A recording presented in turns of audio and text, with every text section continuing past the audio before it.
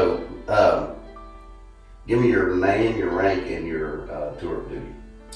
Okay, my name is Mark Hussey, and I was in the United States Army from 1976 to 1979, and then 3 years in the Ready Reserve after that. I was a Spec 4 when I got out, and that's about it. So you were an Airborne badge. I was in the Airborne. I thought as long as I was going to do it, I wanted to do something special. And actually, some of the guys that I graduated from high school with had already gone on to the 82nd, and they called me and encouraged me to do that. And so that's what I did. I enlisted to go Airborne. So you were a jumper? I did, yes. How many jumps? Perfectly good airplanes. Yeah. 43, I think. Yeah. Sheer logic. How's your back? Terrible. Your back and your knees. Every jumper I ever talked to. I get a check every month. I broke both my ankles jumping into Fort Stewart. We did a night jump into Fort Stewart, and I got hung in the trees. And now, was that your fault or was that the? Well, I don't know how it could be my fault because it was completely. I mean, I tell you what, you could hold your hand up and you couldn't see it. I mean, it was total pitch black. And as soon as we exited the aircraft, you could hear people, on the ground on the drop zone yelling, "Trees back!"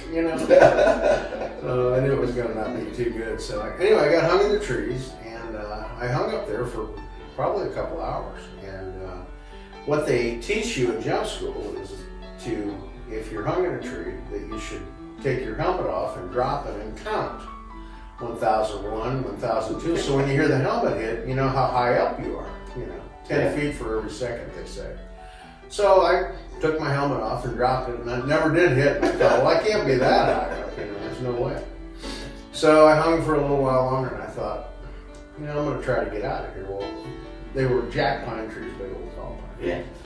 With, the branches aren't the sturdiest in the world. So anyway, so I hit the quick release on the harness and slid out of the harness, and what they tell you is to drop your reserve and then shinny down your reserve, because that gives you probably another 20 feet or so. Yeah. So I did that. I slipped out of the harness, and I was starting to slide down the reserve, and the branch broke, and I fell about 30 feet, and I broke both ankles. And you can't even crawl when your ankles are broken. Actually, I can't either. So anyway. 5 or 6 hours went by after that. Well, what was funny is the Army in their infinite wisdom, whatever it is, they're going to mess it up. But I'm on the drop zone, and they start heavy dropping equipment in. They start dropping in jeeps and tanks and these things they used to call gamma goats that were these big, like a train vehicle, some kind of thing. Anyway, that stuff was hitting all around me and breaking in the trees and stuff, and I thought, man, they're going to drop something on me and I'm going to be crushed. So anyway, it got daylight, and a few more hours went by, and finally somebody found me, and they called in a chopper and medevac me out to the hospital. So there's no misery sitting around doing that. Yeah. That had to be. Well, it was the first and only time in my life I ever had morphine, and I tell people all the time, I can see how you get hooked on that stuff, but... Makes the pain go away instantly. Well, I don't know that I tell people this story, and I say, I don't know that the pain went away, but I didn't care. Yeah. Drugs. Yeah. Oh, yeah. Yes, sir. Say no to drugs, kid. That's for sure. No, I mean, in certain instances, though, it's good stuff to have. Tell us why you went in. First of all, obviously your dad, but I mean, I would guess there were a couple of reasons, and actually the Army, the military was a means to an end for me. When I and like you say, I kind of followed my dad's footsteps. He was in the Army, and always wanted to do military service. In fact, I graduated from high school in '75, and one of the guys that I was on the school newspaper. And one of the guys that worked on the newspaper staff with me went in the year before, and he ended up in Vietnam. And that was '74. Well, Saigon fell June of '75, right at the time I graduated from high school, so everybody got pulled out of there. And I had all intentions of enlisting and going. Mm-hmm. Not that it was glamorous, but it was just one of those things a lot of people were doing. Right? You wanted to serve your country better. So I waited a while. I thought, well, there's no war going on, so maybe I'll just hang out for a little bit. And I wanted to be a policeman, and that's whole nother story. But we will get to. Okay. But I got involved with this trooper that lived in our neighborhood, and I went and did some ride-alongs with him. And I did 2 or 3 Saturday nights, and I knew that I was hooked. That's what I wanted to do. In fact, I wanted to be a trooper. Somebody taught me how to. But I checked with some of the local agencies. I grew up in Orlando, so I went to the Orange County Sheriff's Office and to the Orlando Police Department. And I was 18, and they were looking for people that were 21. And, so the only other option that I had was to go in the military, get some experience. And of course, the military police, they put you right to work. I mean, and I was at, of course, at Fort Bragg. And in those days, Fort Bragg was an open post, there weren't any gates. So Highway 87 and Highway 210 intersect inside Fort Bragg. So you got all these people that are coming through there all the time that aren't military. So we got a lot of experience. I worked everything from homicide. In fact, I got in a shootout at Fort Bragg with a girl that was she was the wheelman for some outlaw biker guys that were doing armed robberies, which I didn't know when I stopped her. And so she, as I walked up to the car, she stuck her gun out the window and shot me. So she shot you. Mm-hmm. I saw it coming. I saw the gun come out the window. Yeah. And I turned. I had a ticket book in my hand, and I turned like this, and she hit me right here in the elbow with a .22. Right. And so I thought, the only polite thing to do was to shoot her back. Bless her heart. Yeah. No, exactly right. You didn't shoot her with a .22, though. I know. No. Had that. That would be the 45 1911. Handy dandy. And why did you get out? And I think you've already kind of alluded to that you could go to the SO at that point or go into the... I would have stayed in. The thing is, peacetime military is not good because they don't have anything to do. If there's a war going on or a conflict, the military is great. You can move around and go do things, and there's stuff, But peacetime military, they're just got nothing else to do but mess with you all the time. And so I had left. I actually transferred from the 82nd to a company called the 58th MP Company over at 18th Airborne Corps. And I was working as an investigator with the Deserter AWOL Apprehensions outfit. And I had a helicopter and a pilot and a van and a driver assigned to me. So we went and picked up AWOLs all over the place. We flew out a lot of time. Well, when it was time, for me to get out, my first sergeant, I'll never forget, he was a great big black guy named Willie Mays. His name was Willie Mays. Well, anyway, first sergeant took me out for a steak dinner and he tried to talk me into re-enlisting. I said, I'll tell you what. I said, you guarantee me 3 more years of doing this? I'll stay. And he said, well, how about a handshake? And I said, there ain't a chance of, because I know how that works. And because tomorrow you're going to be cleaning. I said, you give me a written contract for 3 more years, I'll stay right here. Because it was a great job. Yeah. And we worked with a lot of local law enforcement agencies, so I was getting experience doing that. But like I say, they couldn't guarantee, so I got out. And came back to Florida. I ended up, my dad had moved from Orlando to Winter Haven. And I had I got sent down here for a traffic school. Sheriff Louis Mims was put on this. He decided that they were going to have a traffic unit. So they were going to go out and write tickets. And they got a grant for this.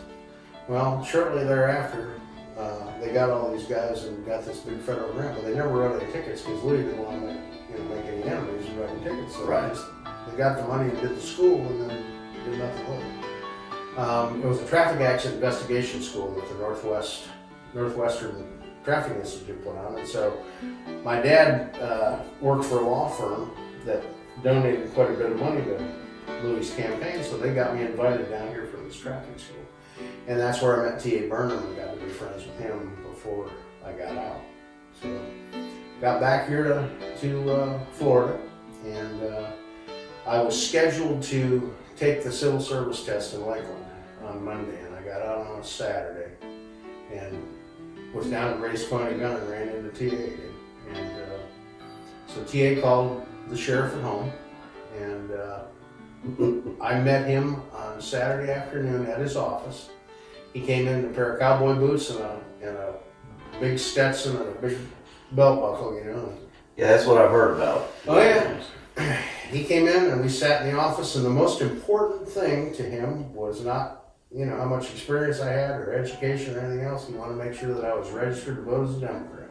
And I said, no, sir, I just got out. And he says, well, Monday morning you'll go down and register, and I need to see that card when you get. And that was, you know, you had to do that. Southern Democrat. No, absolutely right. That was different. It was different. That's true. But anyway, I went to work that night on the midnight shift. He said, well, when can you start? And I said, well, anytime. And so I went to work and started out in the jail and worked for them for a little while. And then, like I said, Monday I showed up and took the civil service test and got hired by local PD. So I only worked at Polk County for probably 3 months.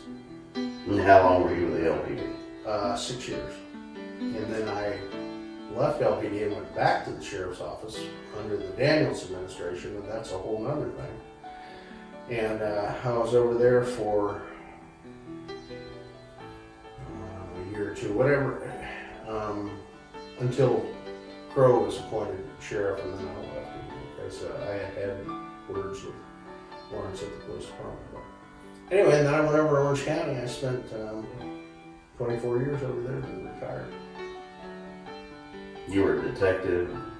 You did all that. I did everything. I was on the SWAT team. I rode motors for a little bit. Then I decided I wanted to be an investigator, and I think that happens as you get a little bit older. You realize you can't compete on the street anymore. So, in fact, I got in a foot pursuit with this kid, and he was probably 16, 17 years old, and I caught him. I mean, it was all I could do, and I'm laying on this kid just trying to get my breath back. And he had his hands underneath him, and so backup got there, and we got his hands out from underneath. He had a gun in his waistband. So it was right then when I thought, I think I want to be a detective. Well, I guess that's enough of that. Yeah. So I did. I started out in general assignment, and then I did that for 5 years, and then I went to domestic violence, and then to the person squad, and I ended up in homicide, and that's where I think that's actually where I met you. Yeah. Was in that time period. Maybe, yeah. It would have been almost 20 years ago. Yeah. That sounds about right. Homicide is the best job I ever had. It was just, always something different. I met you on Log Cabin Drive. We lived on we lived on Carson Drive out on Hitchpack-Assassin. Yes. With Cindy and them. Cindy and yeah. Cindy and I, we lived on a log cabin. Yeah. And Janet. That's his sister, my wife's sister. Yeah, that's when I met you. It was a Thanksgiving day. Mm-hmm. And, we had some big things. I'm not showing off my memory. It just happens to be we had some big Thanksgiving. It was a memorable day. Yeah. That's different time, different place. Good times, yeah. So, can you share your most memorable experience in the military? I suppose the most memorable thing was going to Guyana in '78. That was just a weird thing. For those people who don't know, there was a guy named Jim Jones that had a church called the People's Temple out of San Francisco, and they ended up they thought they were being oppressed by the government, so they loaded up and they took off and went to Guyana. They found a place in the jungle and they bought some property. At the risk of having somebody from the CIA come over here and arrest all of us, we were debriefed after this was all over. But there were a lot of things going on down there that didn't make sense to me. There were a lot of military weapons and things laying around, and I think our government had a hand in some of that. I can tell you that I guess a lot of people probably drank the Kool-Aid, but there were a lot of people with bullet holes in them too. So when that got going, they killed a lot of those people. But I was at Fort Bragg, and my first daughter had been born on the 18th of October, and of course now it's Thanksgiving, and we're getting ready to have family again, and I'm at the barracks, and they point to 4 or 5 of us, and that's how details happen when you're in the military. They just, if you're in the right place, they just pick you. You got to do it. There's nothing, there's no backing out of it. Right. So I thought, okay, well, we're going to go, mop floors or something. Well, first thing they did was they issued us our weapons, and then they issued us live ammo, which was something different. Right. And then we had to go get some shots, and I said, no, I'm caught up on my shots. And they said, no, you're not. So I had to go get some shots. Not for where you're going. So I went to there was a payphone in the barracks, much like this phone booth right here. And I went in there to use the phone, and the phone was dead. And I was going to call my dad and say, hey, we're going somewhere. I don't know where we're going. Which was, for the 82nd to be on a deployment was not unusual. I mean, the 82nd is the strike force. Right. And they're deployable anywhere in the world in 24 hours. So we were on alert a lot, and it was not unusual for us to be, they threatened for us to go somewhere. And usually what happened was you went down, you got your parachutes on, you went down and hung around at Pope Air Force Base and sat on the tarmac until they went, oh, everybody stand down, So, usually there was nothing to it. Well, anyway, we got our gear and we went down to Green Ramp. And biggest airplane I ever saw landed, C-5A, I'd never seen one before. And we went with an outfit called the 44th Medical Brigade, and they were the people who did a lot of graves registration stuff and things like that, which I didn't know at the time. And of course, we're halfway down there in the air before they tell us where we're going. But that was probably the biggest thing I did, I guess. That's quite interesting, considering it is so historical, and people don't know I've heard about the Guyana tragedy, and I've heard of all that, but I've never heard any theories behind it, or outside of the fact that he was a nut. It's there's a lot of stuff that just really didn't make a lot of sense to me. There's a lot of things the government does like that. But anyway, it seems like everything in my life, I used to joke about it, everything in my life was taken on a death theme, when I was down there. We picked up, the reason that I went down there is to provide security for the people that were down there. We weren't handling any bodies. Right. But the 44th Medical Brigade, they all had self-contained breathing apparatus, and they didn't have enough for the MPs, so we just, I tell people, you just have to, don't open your mouth, because, you're going to get full of flies. But, and another funny thing that happened, it was Thanksgiving, so the Army, said, well, we got to feed these guys Thanksgiving dinner, so they brought a chuck wagon in, a mess tent, everybody, and cooked up all these turkeys, and nobody ate any of them. I mean, we were in the middle of the jungle with 1,000 dead people that had been there for a week, and flies, and you just can't imagine the stench. And nobody felt like eating turkey, I can tell you that right now. Yeah, no, I can't even imagine. Oh yeah, no, absolutely. But I always I did that, and then came back home and ended up working homicide for almost 7 years. And of course, did the taps at the funeral and all that stuff. So I tell people, my wife is taking on a death thing. Yeah, it's interesting because we share that as far as the trumpet thing Sure. goes. And, I've been honored to play at a few L.M. Smith, Mr. Smith, and then unfortunately when Donna's father died, I was out of town. But I played it at Bushnell, and there's something very special about playing taps at Bushnell. There is, and it kind of echoes across those hills and off the gravestones, so it's pretty poignant when you get to do that. I've done several military funerals. My dad's best friend passed away, and they buried him at a military cemetery in Colorado, and I flew out just outside of Denver and played at that one, and wore a military uniform. He was in the Navy. I played at my dad's. I did too. Did you? Yeah. That's Yeah. There's just, I always said that, I've played for all these men that I didn't know. That's exactly right. And though I was emotionally a wreck, and I still miss him to this day, but he deserved that. I bet you. So I did too. Yeah, I sang at his funeral, and then I played taps at the That's birthday. what I did too. But I will say the music, the singing part, I didn't get all the way through. But I was singing in a group, so it was okay. I know. But yeah, that was quite a. When you play taps, which is something you and I can talk about, where most people I interview won't. Because I'll share mine. When I play taps, it is one of those things that happens.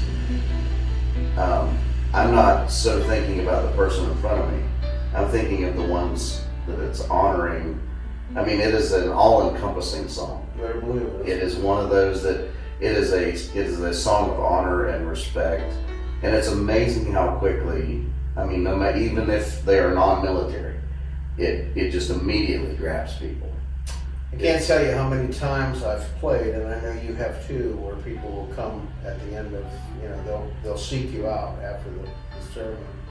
And I've had them 100 times say I was fine until you started playing, and then I said, well, that's my job. It's purely to honor. It's honoring that person there. But what makes it so emotionally heavy is it's honored thousands and thousands and thousands before. Is this a Civil War? Yes, it's an amazing honor to get to do it, and then on top of it, it is a very heavy responsibility. I agree. Because you know that the moment that first note comes out of the end of that horn, it changes the entire feel of it. I've read a lot of things, as I'm sure you have, and I've been to Arlington a number of times. In fact, if I go to Washington, D.C., if I don't have time to do anything else, I take a trip out to Arlington and ride the tour around. And I don't know if you've been to the center there where they run the tours from, and there's a little museum in there. But there's a museum and there's an exhibit to the buglers and the honor guard. And there's an interview that they do with the guy that played taps at John Kennedy's funeral, and he supposedly blew a note that and I don't, have you heard this story? I haven't. Well, he felt terrible about it. He messed up a note, but if you listen to the taps, you can't tell it, but he knew it. Right. He knew he dropped a note somewhere, but nobody else did. It was absolutely beautiful. And but the whole rest of his life, he was concerned that he had dropped that note, and nobody ever, we would have known. Yeah. Well, that's the heart of the musician. Well, of course it is, and that's the thing is, it's just so you're so intent on wanting to do it perfectly, right? And it never turns out perfectly, but that's okay. I think the fact that you're doing it live on a horn is very important. The electronic bugle, I understand that there just aren't very many buglers anymore, but I think playing it live is very important. I think I've always said this. I think if the military or whomever would tap into the high schools and the colleges, they'd have all the buglers they needed. But there seems to be other priorities. And I think that I hate the electronic bugles. I just hate them. So the final question is always, and this to me is, could go 1,000 different ways. So please speak your, however you want to do this. But when you see the American flag, when you hear the Pledge of Allegiance, when you hear those patriotic songs, what does it mean to you? When I say the Pledge of Allegiance, I think about every word in the pledge, and it's not. I know that people who stood next to me have wondered why I don't. When most people do the pledge, it's for a memory of being in school somewhere, and just saying it as a memory. And I think of every word when I say the pledge. I know that sounds corny, but that's just, I do. I think about every single word. And as far as the flag goes, I've got I've got a flagpole and an American flag that I fly in my yard every day. And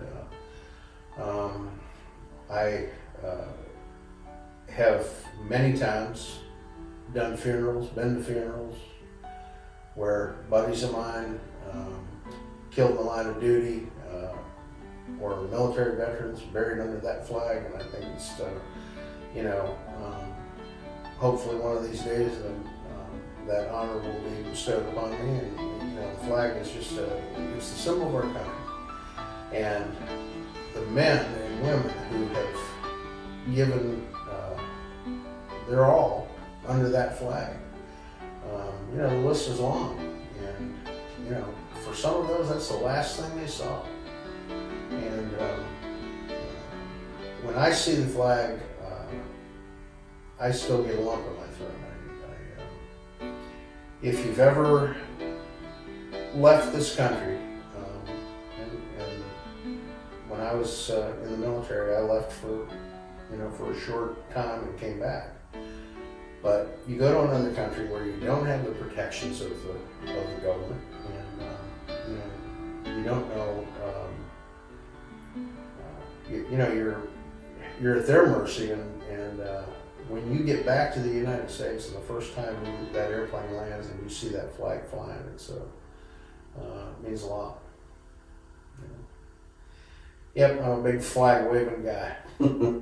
Well, it's for me, it's a symbol of, like you just said, it's safety. It's and so when people feel as though it's okay to destroy the flag to make a statement, I always say you have every right to do that, but the men and women who died for your right to do that are the very people that flag represents. Gotcha.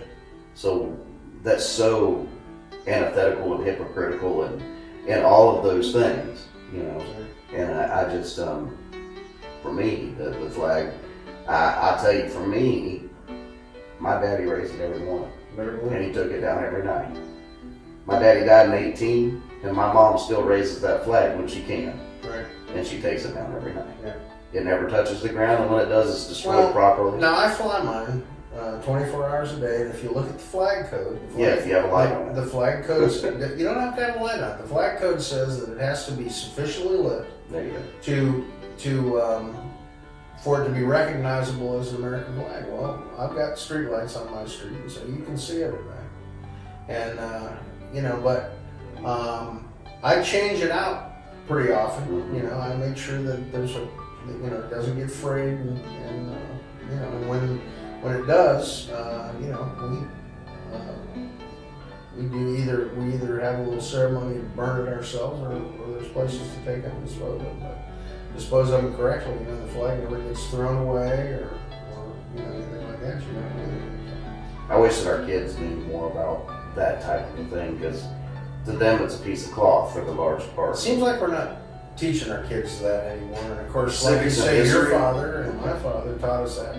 Boy, I'll tell you what, I can only imagine if my dad ever caught me The face on the flag. I'd have to use it as a tourniquet. Better believe it. That's for sure. No, it's. I just believe that, it's no secret how I fall on this stuff, and I believe that unfortunately in our world we have traded integrity and honor for social good, and I think sometimes social good is not good. I was just going to say, a lot of it's not good. I agree with you. I fully believe in our freedoms, but you also have the freedom to be stupid, and I have the freedom to say you're stupid. Exactly. So. I heard, we were talking earlier about Johnny Cash. I had the honor of meeting the man once, but I watched an interview with him, and he was talking about.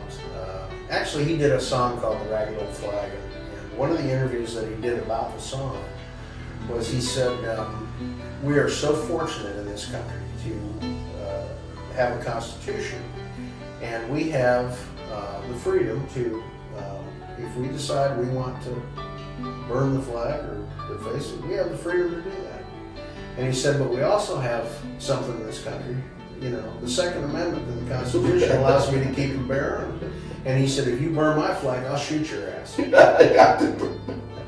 kind of how I feel about it. And that's a great way to end it. Yeah. He really was. Well, thank you for your time. No, thank you. Thank you, Mike. Enjoy. That's my father, right here. Yeah. And that's Sigmund Rhee, the first president of South Korea, and that's Cardinal Spellman, the Archbishop of New York. Wow. Wow. And your dad was... He was General Taylor's photographer in Korea. He was drafted, and he was off to Korea with the 3rd Infantry Division. And when he got over there, they found out somehow that he had some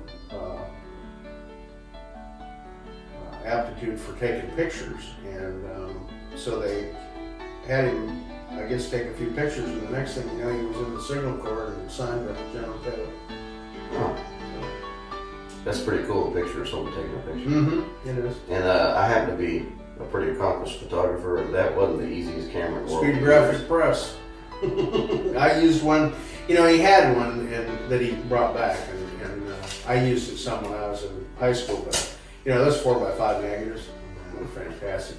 Oh yeah, you can't blow get them anything. up room size. And What's his name? The guy that does that with the, he's a big Florida photographer.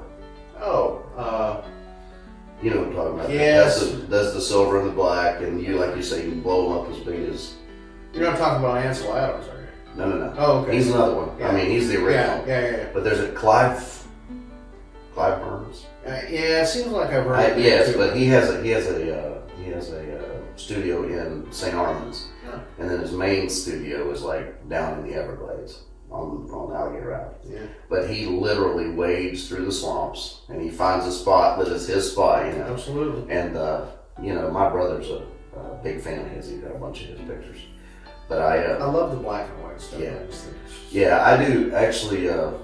Ted and all the guys, folks on this, they have a house on the Swanee River, and you can get there. You can go off on those little tributaries to go back into the springs and stuff, and that's where the big cypress are at. Oh, I know. 20-foot in diameter and stuff. Wood ducks back in there. Yeah, so I do a lot of that, and then you can almost emulate that on Photoshop, but not quite, but almost. There's a certain sheen to those pictures that you can't get without that particular type of camera.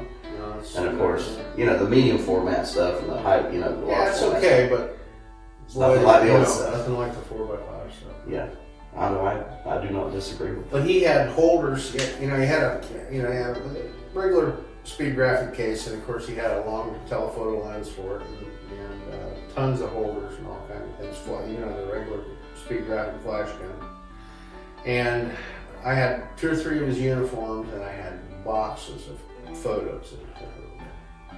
And so I called this museum in St. Louis, and I said, I got all this stuff, and she just kind of was, well, whatever, mail it. It cost me $100 to send this stuff. Plus, you sent your dad's stuff. Yeah. Anyway, she calls me a few days later, and she's crying on the phone, and she says, "This is the nicest stuff we've ever gotten." And she goes, "We're going to do an exhibit on your dad." So okay, cool.